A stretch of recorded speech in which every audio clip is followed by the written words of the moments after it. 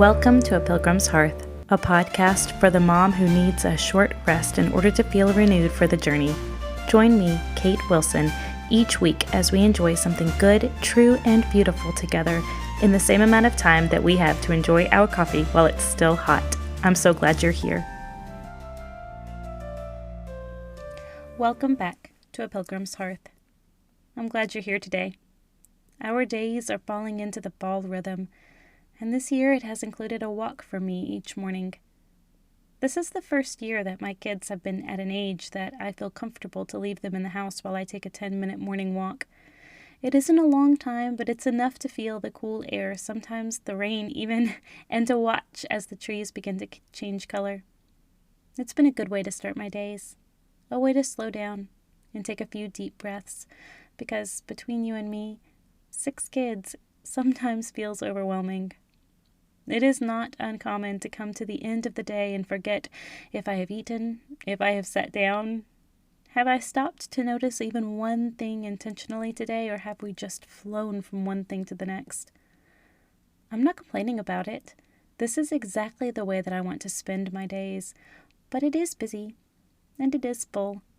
And the few moments of the morning to start out quiet has been a welcome change and adjustment in the chaos. Another way that my day can sometimes find hints of rest is in reading picture books to 3 or 4 of the kids at a time. Everyone enjoys them, and my mind can rest as I read the words slower so that they can take in all the pictures. We read a picture book recently that I wanted to share with you today.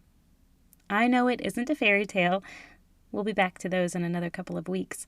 I hope for today, though, that you will enjoy this story with me, even if it is a little bit different from our normal. There is a story, an ancient story, that has been told and retold for centuries. The story of Gilgamesh. In all of the versions, the one I am familiar with at least, he is immortal and he remains immortal. He lives and acts and dies a man, though his final adventure is in the search of immortality. He is a king of a strong and powerful people. He is the foundational hero in the stories that we enjoy today. The story of Gilgamesh has been talked about and dissected by many people much smarter and more equipped than I am, but that is not what we're doing here today anyway. Here, I just want to share the story with you and leave a little bit lighter for our day that holds big and small things ahead of us. Gilgamesh was a great king. He was a mighty man and the leader of a great kingdom. But that was not enough. Never is, I'm afraid. He wanted immortality, and so he sets out on a journey. The journey begins by simply by searching far and wide the earth over for this immortality, or whatever he can find that would give it to him. As he sits weary and dejected from his lack of discovery, he is visited by a bird who sends him in search of the sun god, saying that it is from him that Gilgamesh will receive immortality. And so off he goes, weary but renewed, to fight lions and climb mountains, only to finally find the sun god and be sent in search of a different human. The only human that has found the secret of immortality, he says.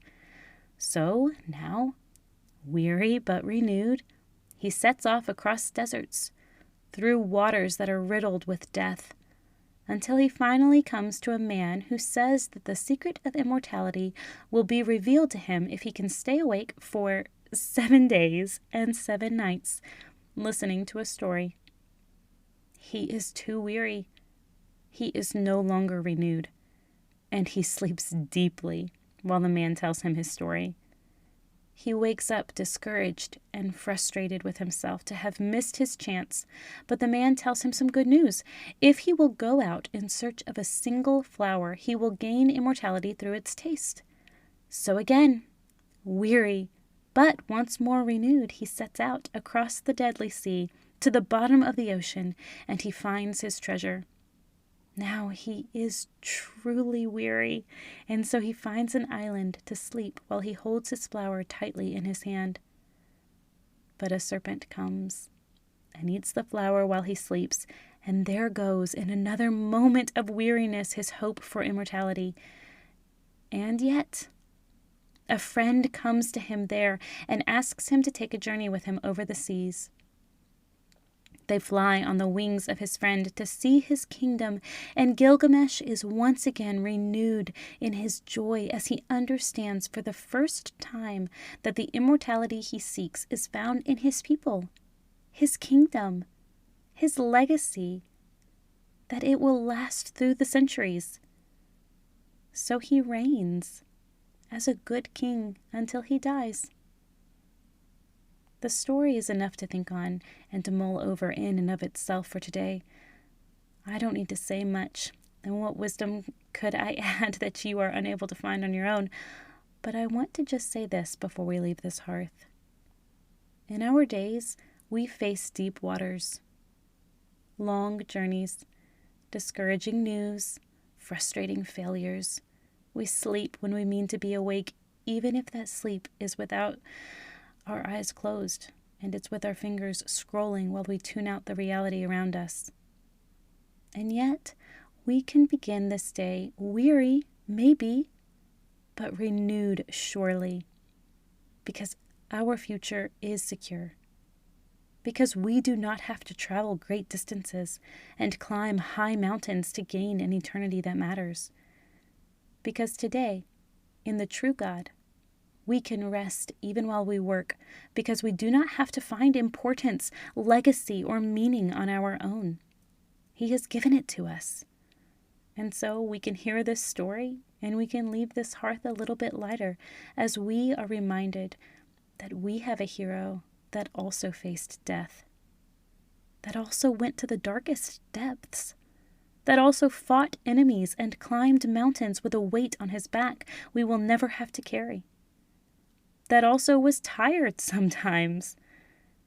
And instead of doing it all for himself, our hero, Jesus, he did it all for us, for you, and for me, and for the kids in our home, for your day to day, and for our eternity with him.